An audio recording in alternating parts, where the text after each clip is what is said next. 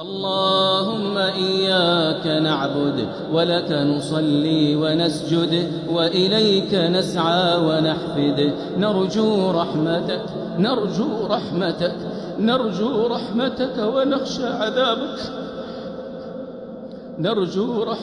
ونخشى عذابك إن عذابك الجد بالكفار ملحق.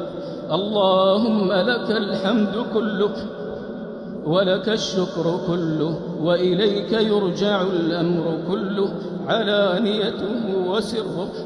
اللهم لك الحمد بالإسلام ولك الحمد بالقرآن ولك الحمد بالمال والأهل والمعافاة. كبدت عدونا وأظهرت أمننا وجمعت فرقتنا، ومن كل ما سألناك ربنا أعطيتنا، فلك الحمد كثيرا كما تنعم كثيرا، ولك الشكر كثيرا كما تجزل كثيرا.